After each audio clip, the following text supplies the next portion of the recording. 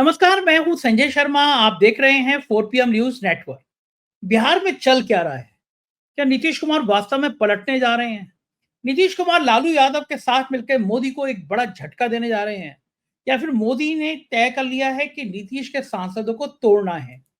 मोदी और शाह की प्लानिंग हो गई कि ऑपरेशन लोटस बिहार में चलना है। और अगर ऑपरेशन लोटस होगा, क्या चिराग और नीतीश के सांसदों को तोड़ लेगी बीजेपी, तो नायडू का क्या होगा? क्या केंद्र सरकार कुछ खतरे में आएगी? ये सारी बातें पे चर्चा की है मैंने अभय दुबे जी के साथ, और पूछा है बिहार की राजनीति की लेकर इतनी चर्चाएं क्यों हो रही हैं। मैंने अभय जी से पूछा है कि जो दिल्ली में वोटर लिस्ट में बीजेपी ने कमाल कर दिया है, उसका क्या होगा? क्या अदालत तक मामला जाएगा? और क्या बीजेपी का ये प्लान अब अरविंद केजरीवाल की पार्टी ने खोल के रख दिया है कि असली खेल वोटर लिस्ट में होता है? यूपी के चुनाव में हर जिले में यादव मुसलमानों के वोट काट दिए गए। हरियाणा और महाराष्ट्र में लाखों वोटों के काटने की खबर सामने आ रही है। तो बीजेपी का चुनाव जीतने का फार्मूला क्या वोट कटिंग होता है? ये बात भी अभय दुबे जी से पूछिए। बहुत शानदार बातचीत है, लेके चलता हूँ अभय दुबे जी के पास। पूरी सुनिएगा, उससे पहले चैनल को सब्सक्राइब करना और ज्वाइन करना ना भूलें। चलते हैं अभय जी के पास। 4 PM न्यूज नेटवर्क पे स्वागत है आपका अभय दुबे जी। दिल्ली विधानसभा में चुनाव तो अभी डिक्लेयर नहीं हुए, लेकिन घमासान बहुत तेजी से चल रहा है। अरविंद केजरीवाल ने बाकायदा सबूतों के साथ दिखाया कि किस तरह वोटर लिस्ट बनाने में घोटाला किया गया है। उषा देवी नाम की एक महिला, जिसकी अपील पे 200-250 वोट काटने की एप्लीकेशन दे दी गई, उस उषा देवी को पता ही नहीं कि उसके नाम पे कभी ऐसी एप्लीकेशन दी गई है। और आज दिल्ली के मुख्यमंत्री ने आरोप लगाया है कि जो फाइनल लिस्ट आई है वो पूरी तरह से धांधली से भरी हुई है। यानी गेम प्लान यही है कि वोट कटवा दो। अरविंद केजरीवाल ने मुझसे कहा था कि खासतौर से पूर्वांचल और झुग्गी झोपड़ी में रहने वाले लोगों के वोट कटवाए जा रहे हैं। तो आप क्या सहमत हैं इस बात से, इस ख्याल से कि क्या वाकई में ऐसी बेईमानी कर रही है भारतीय जनता पार्टी के आदेश पर, निर्देश पर, अनुरोध पर चुनाव आयोग कर रहा है साजिश? क्या खेल है इसके पीछे?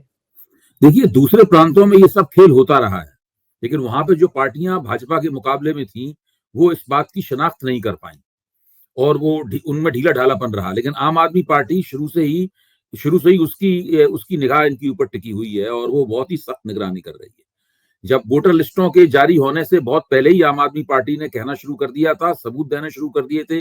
फॉर्म 6 और 7 जो चुनाव आयोग को दिए गए हैं और जो भाजपा के जो प्रॉक्सी जो आवेदक हैं उनके जरिए दिए गए हैं, उनके बारे में प्रेस कॉन्फ्रेंस भी की गई थी और जानकारी भी दी गई थी और उसके ऊपर मीडिया में चर्चा भी हो चुकी है। अब यहाँ पे एक दूसरा सवाल उठता है, जो बड़ा सवाल है। वो सवाल ये है कि अगर चुनाव आयोग कोई लिस्ट जारी करता है और उसमें किसी पार्टी को उस लिस्ट के ऊपर आपत्ति है, तो फिर उसका निराकरण क्या है? भाई सवाल ये, उसका निराकरण क्या है? अब उन्होंने वोटर लिस्ट जारी की, मान ली आम आदमी पार्टी को आपत्ति है या भारतीय जनता पार्टी को आपत्ति है या कांग्रेस को आपत्ति है, किसी पार्टी को उस वोटर लिस्ट पे आपत्ति है, तो उसका निराकरण क्या है? उसकी एक प्रक्रिया है। वो चुनाव आयोग को अपनी आपत्तियां दर्ज कराता है, उसके बाद चुनाव आयोग उन आपत्तियों के बारे में करता क्या है? अच्छा, अब मैं दूसरी एक और बात आपसे पूछता हूं। मान लीजिए मैं चुनाव आयोग को एक अर्जी देता हूं, मैं फॉर्म 6 देता हूं चुनाव आयोग, फॉर्म 7 देता हूं चुनाव आयोग को कि संजय जी का नाम लखनऊ की वोटर लिस्ट से काट दीजिए, क्योंकि संजय जी ने यहाँ से शिफ्ट कर गए हैं या और कोई बात है, या उनके पास कहीं और भी एक वोटर आई कार्ड है, तो उनका नाम लिस्ट में से काट दीजिए। तो आपका नाम लिस्ट में से काटने से पहले क्या चुनाव आयोग आपसे संपर्क करेगा? क्या वो आपके नाम कोई नोटिस जारी करेगा? क्या आज तक किसी ने वो नोटिस देखा है? ना। क्या आज तक किसी ने वो नोटिस देखा है? वो नोटिस कभी किसी को जारी किया गया है आज तक? कागजों में हो गया होगा। कागजों में हो गया होगा। तो वही तो मैं कहता हूं कि ये सारी की सारी चीजें जो घटती हैं, जो दिल्ली में घटित हो रहा है, उससे कम वोटर लिस्ट बनने के तरीके में क्या घपला है, ये निकलकर हम लोगों के सामने आ रहा है। यानी भारत में मतदाता सूचियां बनना पूरी तरीके से निष्पक्ष और न्यायपूर्ण नहीं है। उसके अंदर काफी समस्याएं हैं और ये समस्याएं तभी सामने आती हैं जब कोई कॉन्फ्लिक्ट होता है, कोई टकराव होता है, कहीं कोई आपत्ति होती है, कोई पार्टी इस बात पर अड़ जाती है, कोई नेता अड़ जाता है और मामला कानूनी रूप धारण कर लेता है। तो दिल्ली का चुनाव कम से कम हमारे सामने इस बात की एक नजीर पेश करता है कि वोटर लिस्टों के सवाल पर संघर्ष किया जाना चाहिए ताकि भारत में चुनाव प्रक्रिया और निष्पक्ष और न्यायपूर्ण हो सके। फ्री एंड फेयर हो सके। अगर वोटर लिस्ट ही गड़बड़ होगी तो चुनाव कैसे दुरुस्त होंगे?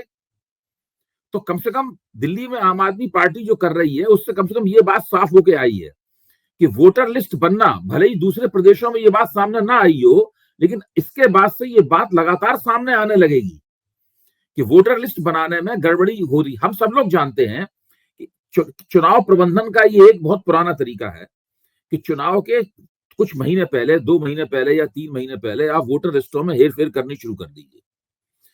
पहले ये चीज कम होती थी काफी, लेकिन होती सब जगह थी कि दूसरे के वोट कटवाइए, अपने वोट जुड़वाइए, इस तरह करके कीजिए, और इसमें हर तरह का हथकंडा अपनाया जाता था। भारतीय जनता पार्टी ने इस हथकंडे को एक दूसरे लेवल तक पहुंचा दिया है। वो इस हथकंडे की दम पर चुनाव जीतना चाहती है, क्योंकि उसे पता है कि आम आदमी पार्टी और उसके बीच में 15% का फासला है। 15% का फासला, आप सोचिए, 15% वोटों का फासला है दिल्ली की 70 सीटों में कुल मिलाकर। और दिल्ली में 28 सीटें ऐसी हैं जहां आम आदमी पार्टी के आसपास भी बीजेपी या कांग्रेस कहीं कोई फटक नहीं पाती। यानी 70 सीटों में 28 सीटें तो ऐसी हैं जिसमें आम आदमी पार्टी 2013 में भी जीती थी, 2019 में भी, 2015 में भी जीती और 2019 में भी, 19-20 में भी जीती।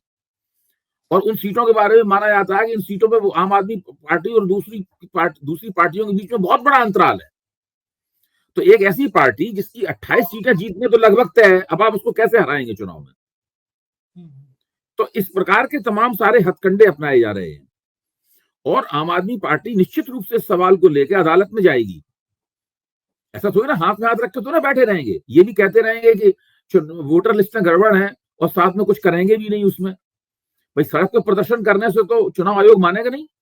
चुनाव आयोग के सामने ठंड में धरना दे दिया जाए, उससे भी चुनाव आयोग नहीं मानेगा। चुनाव आयोग को मनवाने के लिए जब चुनाव आयोग ने तमाम आपत्तियों और प्रेस कॉन्फ्रेंसेस वगैरह के बावजूद भी वोटर लिस्ट जारी कर दी, जिसमें आम आदमी पार्टी को साफ तौर पर लग रहा है कि भाजपा के कहने से सब ये लिस्ट बनी है, पूरी नियोजित तरीके से सब ये काम किया गया है, तो निश्चित रूप से ये मामला अदालत में जाएगा और जाना भी चाहिए। मेरी दिलचस्पी आम आदमी पार्टी के जीतने हारने में से ज्यादा इस बात में है कि वोटर लिस्टें बनाने की प्रक्रिया कैसे साफ सुथरी हो, कैसे निष्पक्ष हो, और उसमें सभी पार्टियों की एक वोटर लिस्ट निकले तो सभी पार्टियों और सभी उम्मीदवारों को पूरा यकीन हो कि इसमें कोई गड़बड़ी नहीं है। ये वोटर लिस्ट हमें लेवल प्लेइंग फील्ड देती है। अगर voter list level playing field नहीं देती है तो किस बात का चुनाव है, बताइए आप। और ये हर राज्य में होता है, उत्तर हर राज्य में होता है, पकड़ा हाँ, हर राज्य में होता है, लेकिन पकड़ा दिल्ली में गया है। पकड़ा दिल्ली में गया है। हाँ, यहाँ से प्रक्रिया शुरू होती है। मेरा मानना यूपी में भी होगा। देखिए ये दो आप देखिए, अगर ये दिल्ली में कामयाब हो गया, हरियाणा में कामयाब हो चुका है, महाराष्ट्र में कामयाब हो चुका है, झारखंड में भी किया गया होगा लेकिन नहीं हो पाया कामयाब। यूपी में निश्चित रूप से 2027 का चुनाव होगा, 2022 हाँ, उसकी तैयारी 27 की तैयारी की जा रही है। 27 के चुनाव की तैयारी में ये 6 महीने पहले से ही काम शुरू हो जाएगा। और चूंकि चुनाव आयोग पूरी तरीके से सरकार का, बीजेपी का प्यादा है, तो वो वहां पे आराम से बीजेपी ये सब प्रबंधन कर लेती है। 22 में तो अभय जी हमने देखा था जिलों में यादव और मुसलमानों के तो ऐसे थोक की संख्या में नाम कटे हुए थे, लौट के सैकड़ों की संख्या में लोग आ रहे थे कि और भी कटेंगे। अभी 2027 के लिए भी ये सब बड़े पैमाने पे होगा। इसलिए हम सब लोगों की आंखें खोल देने वाला काम है। हम लोगों को तो आम आदमी पार्टी, अरविंद केजरीवाल को धन्यवाद देना चाहिए। मैं फिर कह रहा हूँ वो चुनाव जीतते हारते हैं, ये अलग बात है। मैंने केजरीवाल से इंटरव्यू किया तो मैंने कहा दिमाग सब में 250 ग्राम ही होता होगा या 100 ग्राम होता होगा, ये जो एक्स्ट्रा ये 10-20% आता है ना, जिससे आप ये वोटर लिस्ट पकड़ लेते हो, ये कनेक्शन कहाँ से है आपको? मैंने पूछा उनसे। बात भी सही है कि मतलब देखिए, आप ईवीएम की बातें होती रहती हैं, ईवीएम ऐसी, ईवीएम वैसी, लेकिन सबूत के साथ आम आदमी पार्टी लेकर आ गई। मतलब ये इस मामले में उनसे आगे एक और काम होगा। आप देखिए, जब वोट पड़ेंगे तो आम आदमी पार्टी के कार्यकर्ता वहां फॉर्म 17C मांगेंगे, वरना वहीं धरना दिया जाएगा, ताकि आप फॉर्म 17C में जो लिख के दें तो बाद में आप वोट बढ़ा ना पाए। ज्यादा से ज्यादा अगर वोट बढ़े भी तो वो 0.5%, 1% या 1.5% से ऊपर ना हो उसका प्रतिशत। ऐसा ना हो एक कॉन्स्टिट्यूंसी में 11% वोट बढ़ गए, एक कॉन्स्टिट्यूंसी में 7%, 7% वोट बढ़ गए, तो खेल इधर का उधर हो जाएगा पूरा का पूरा। अगर फॉर्म 17C वहीं पे मांग लिया जाए और अगर पीठासीन अधिकारी 17C न दे तो उसका गिरेबान पकड़ लिया जाए, हंगामा कर दिया जाए, वहीं मेज पे खड़ा हो जाया जाए, वहीं पे बैठ जाया जाएगा, हम नहीं उठेंगे, यहाँ पे हम सिर दे मारेंगे, हम 17C चाहिए। 17C का मतलब सभी जितने भी पोलिंग एजेंट है, सब पार्टियों की, सबको 17C दो, सब लोग साइन करें उसके ऊपर, और जो प्रिसाइडिंग ऑफिसर है वो भी साइन करें, तो उसमें बेईमानी करने का अंदेशा बहुत घट जाता है उसके अंदर। हाँ, और ये तो कानूनी हक है, आप मांग सकते हैं फॉर्म 17 कानूनी हक है। और देखिए, लोकतंत्र में अगर चुनाव भी सच्चा नहीं होगा तो लोकतंत्र में सच्चा रह क्या जाएगा, बताइए। सही बात है, चुनाव में ही बेईमानी होगी। और कहा तो जाता है कि हमारे साहेब विश्व गुरु जी वो हैं, वो चुनाव के इस प्रबंधन के माहिर अमित शाह और मोदी जी, ये आमतौर पे धारणा है। देखिए, ये धीरे धीरे करके ये सब बातें निकल कर सामने आएंगी। होता क्या है, ये चीज कैसे पता लगती है कि किस इलाके में कौन सा वोटर हमारे पक्ष में है, कौन सा वोटर हमारे पक्ष में नहीं है। ये चीज तब ज्यादा पता लगने लगी है जब से ये ईवीएम के जरिए चुनाव होना शुरू हुआ है। भाई, एक इलाका है, मान लो एक इलाका यादवों का इलाका है, कोई इलाका मुसलमानों का इलाका है, किसी इलाके में सरकारी कर्मचारी ज्यादा हैं। अब आप देखिए, दिल्ली में 3 निर्वाचन क्षेत्र ऐसे हैं, अब बात हो रही है थोड़ा इस पर और थोड़ा समय लिया जाए। दिल्ली में 3 विधानसभा निर्वाचन क्षेत्र ऐसे हैं जहां सरकारी कर्मचारी यानी केंद्रीय सरकार के कर्मचारी बहुत रहते हैं। एक है नई दिल्ली क्षेत्र, एक है दिल्ली कैंट, और एक है आरकेपुरम। ये 3 क्षेत्र ऐसे हैं जहां सबसे ज्यादा केंद्र सरकार के कर्मचारी रहते हैं। अच्छा, केंद्र सरकार के कर्मचारी केंद्र सरकार से बहुत नाराज हैं। हाँ। इसका जानते हो परिणाम क्या हुआ? दिल्ली में भाजपा ने 7 लोकसभा सीटें जीती, लेकिन इस जीत के बावजूद भी इन 3 विधानसभा निर्वाचन क्षेत्रों में जो बढ़त है वो इंडिया गठबंधन को मिली। आप सोचिए, जहां पर सबसे ज्यादा संकेंद्रण सरकारी कर्मचारियों का है, वहां पे इंडिया गठबंधन को सबसे ज्यादा बढ़त मिली। आरकेपुरम में, नई दिल्ली में जहां से अरविंद केजरीवाल खुद चुनाव लड़ते हैं और शीला दीक्षित चुनाव लड़ती थी, और दिल्ली कैंट। हाँ, तो इससे आप अंदाजा लगाइए कि इन तीनों क्षेत्रों में अगर वो आम आदमी पार्टी को चुनाव हराना चाहते हैं तो उनके लिए बहुत मुश्किल है, क्योंकि जो सरकारी कर्मचारी है वो भाजपा से बहुत नाराज है। वो खासतौर से नरेंद्र मोदी, लोकसभा चुनाव में भी वोट नहीं दिया उसने नरेंद्र मोदी को। हाँ, इससे आप अंदाज लगाइए कि अब वहां उन क्षेत्रों में बेईमानी, इसीलिए सबसे ज्यादा फोकस बेईमानी का नई दिल्ली क्षेत्र में है। और आप खुद कभी दिल्ली में नई दिल्ली क्षेत्र में घूमिए, वहां की महिलाओं से पूछिए, जाने कितनी महिलाएं जाएंगी हमको प्रवेश वर्मा ने 1100 रुपए दिए, दिए थे, बांटे थे।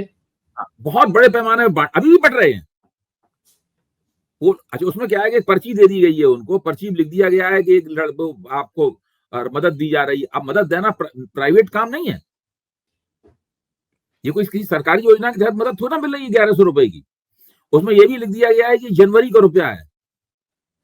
अच्छा, बाद में और मिलेगा। हाँ, बस इस ताकत दिखाने के लिए कोई योजना हम हर महीने देंगे। हाँ, इशारा हो गया। संस्था लोगों को नहीं दे सकती इस तरह रुपया। बिल्कुल सही बात है, बिल्कुल वोट के बदले रिश्वत है। हाँ, लेकिन कौन देख रहा है? दिल्ली में तो सारी मर्यादाएं तोड़ी जा रही, सारी मर्यादाएं टूट रही हैं, और ये सब हो रहा है। इसके बावजूद आप सोचिए इसमें ये किस तरीके से दिल्ली में चुनाव होगा, इसका क्या नतीजा निकलेगा। देश की राजधानी का एक नेता, मोदी जी का प्रिय नेता, वो आदमी दिल्ली के मुख्यमंत्री के लिए इतने गंदे शब्द कह रहा है। कल प्रियंका गांधी के लिए 2 दिन पहले उसने गंदे शब्द कहे। दिल्ली के मुख्यमंत्री के पिता तक के बारे में खराब आपत्तिजनक। ये वही व्यक्ति है जिसने दानिश अली के खिलाफ लोकसभा में क्या क्या कहा था। और आपको पता है ना, लोकसभा से 124 सांसदों को निलंबित किया गया, निकाले गए 124 सांसद। क्यों, किस आरोप में निकाले गए थे? कि भाई लोकसभा की मर्यादा के मुताबिक आचरण नहीं कर रहे हैं। क्या रमेश बिधूड़ी लोकसभा की मर्यादा के मुताबिक आचरण कर रहे थे? ओम बिरला को क्या करना था? ओम बिरला को नहीं लगा कि ये लोकसभा की मर्यादा के मुताबिक आचरण नहीं है, केवल उन रिकॉर्ड में से उनकी गालियां हटा देने से तो उसको सजा नहीं मिली। ठीक बात है। आज तक रमेश बिधूड़ी को कभी कोई सजा नहीं मिली। ये भी झूठ कहा जा रहा है कि उन गालियों की वजह से उसका लोकसभा का टिकट काटा गया।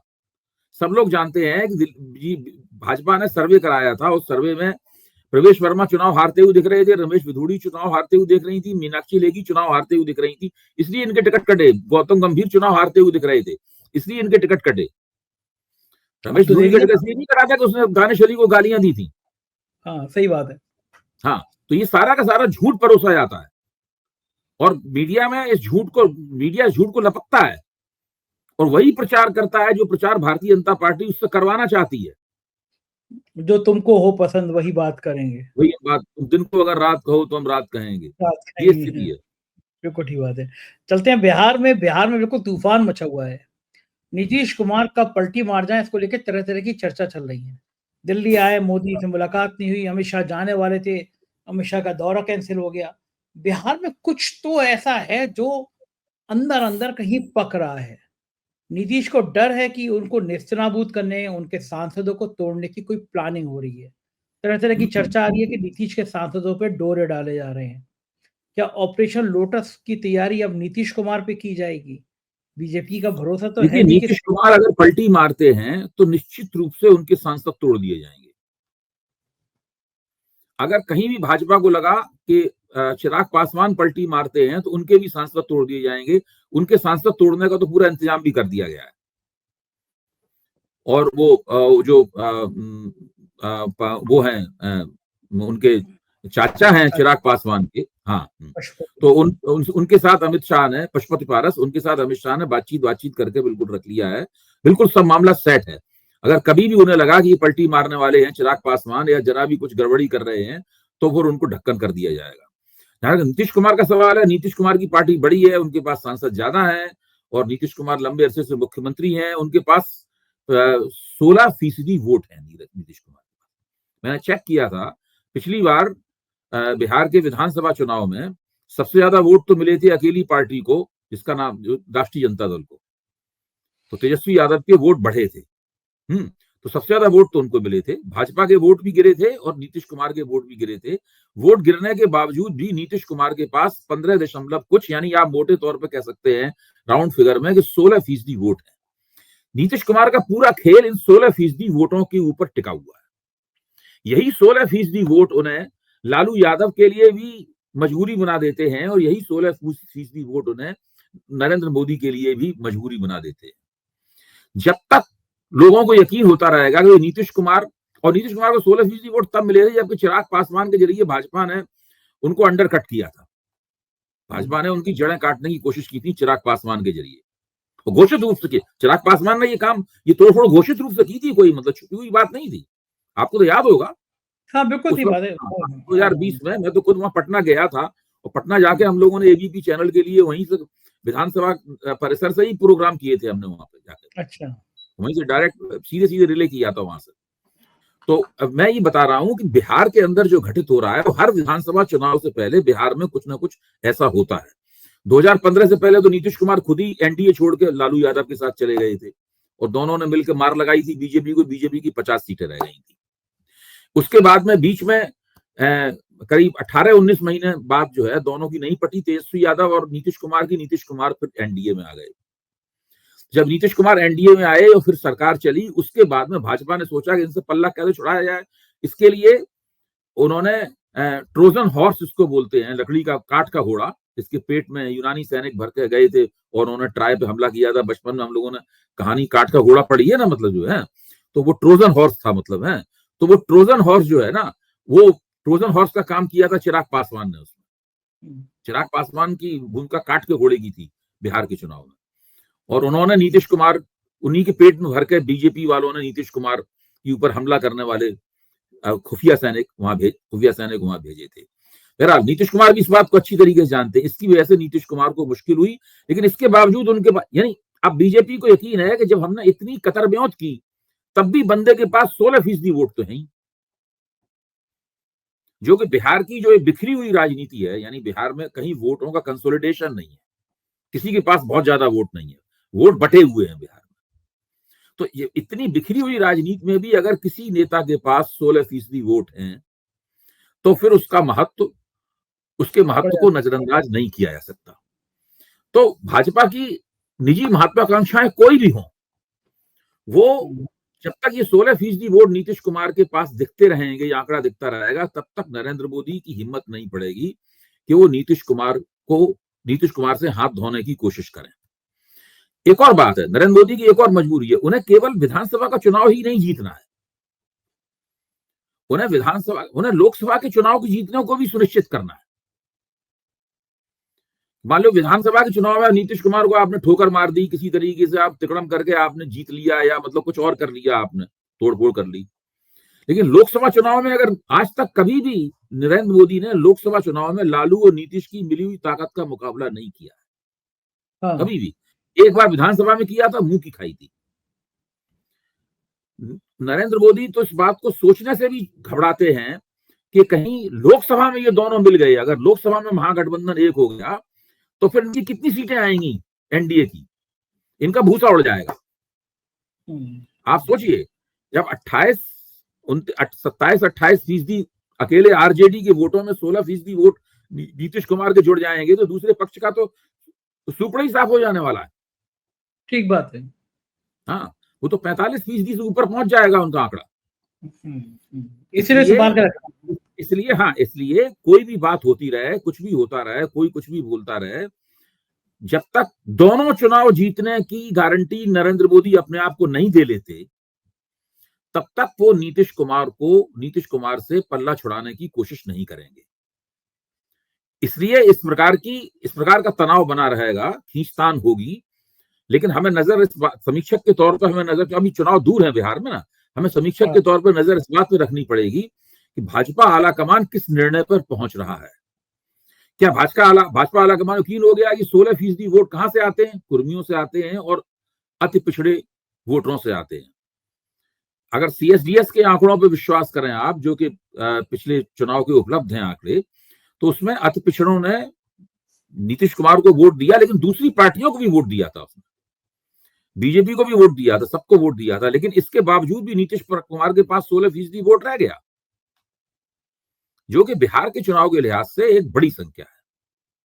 नीतीश कुमार की ताकत वो 16% वोट है, उसमें महिलाओं के वोट भी हैं, उसमें कुर्मियों के वोट भी हैं, और उसके अंदर अति पिछड़ों के वोट भी हैं। अच्छा, पहले चुनाव कौन कराना चाहता है वहां पे? नीतीश चाहते हैं कि पहले चुनाव जाए, बीजेपी के लिए ज्यादा फायदेमंद है कि चुनाव पहले कोई नहीं चाहता पहले चुनाव। जो पहले चुनाव चाहता है वो मुंह की खाएगा। पहले चुनाव क्यों चाहेगा? सत्ता जिसके जब तक उनके पास है वो बनी है। हाँ, इस बीच में वो एक देश एक चुनाव की बात लागू हो गई या और कुछ हो गया तो वो एक अलग बात है, पर बिहार के ऊपर क्यों? वो तो दूसरे राज्यों पे भी वो बात लागू होगी। लेकिन पहले चुनाव क्यों कराना चाहता? कोई नहीं, पहले आजकल पहले कोई चुनाव कराना नहीं चाहता। बहुत दिनों से बहुत सारे चुनाव प्रीपोन नहीं हुए हैं। हाँ, लोग हारे हैं ना, इसलिए हिम्मत नहीं करते। हाँ, कोई हाँ, ये उन्होंने अटल बिहारी वाजपेयी ने पहले चुनाव कराए थे ना, हार गए। ये पीछे प्रशांत किशोर और सुर्खियों में है। भाई जो है धरना पे पहुंचा, वैनिटी वैन को लेकर भड़क गए कि सवाल पूछ लिए गए।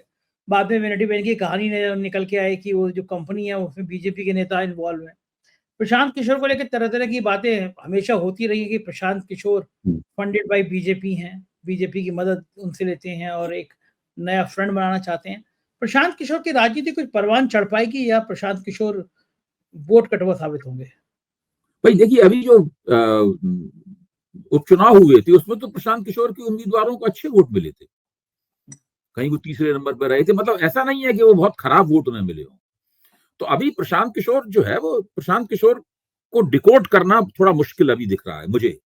वो अभी बंद मुट्ठी की तरह है, अभी उनकी मुट्ठी खुली नहीं है।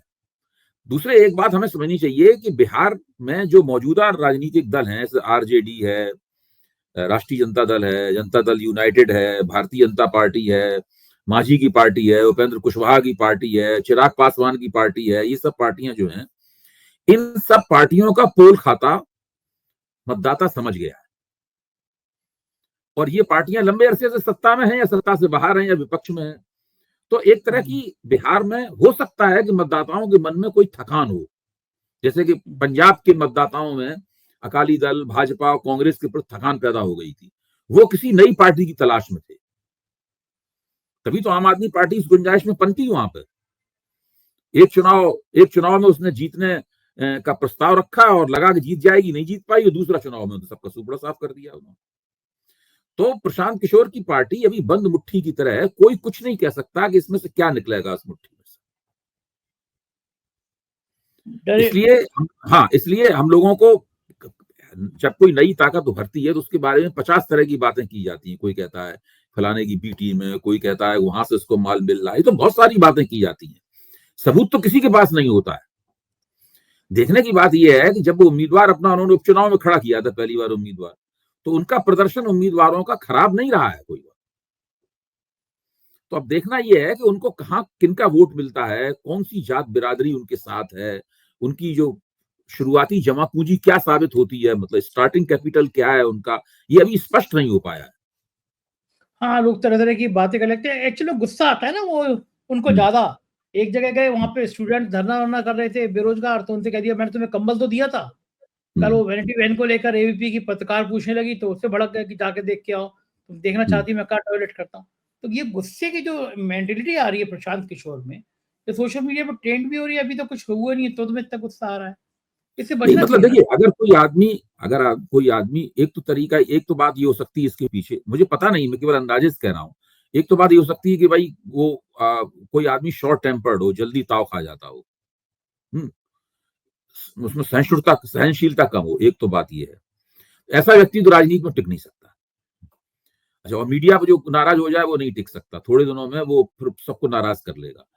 दूसरा ये है कि किसी व्यक्ति में खरापन थोड़ा ज्यादा हो, कड़क बात करेंगे। और इस बात की ज्यादा चिंता ना हो सके कि हमारे कहने से कोई नुकसान हो जाएगा तो हो जाएगा, हम अपनी बात तो मजबूती से कहेंगे, हम किसी से दबेंगे नहीं है। तो कई तरह की बातें हैं इसके अंदर।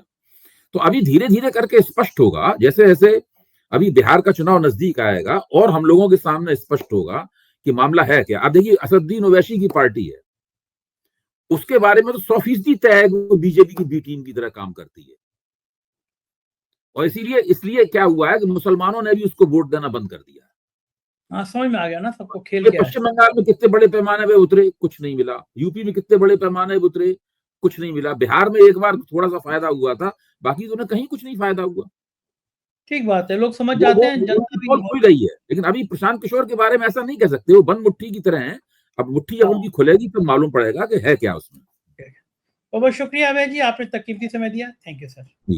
ये थे अभय दुबे जी, और आपसे विस्तार से उन्होंने बातचीत की और बताया कि बीजेपी का गेम प्लान क्या है। मुझको यकीन है बातचीत पसंद आई होगी, अपनी राय से अवगत कराइएगा। शुक्रिया, थैंक यू।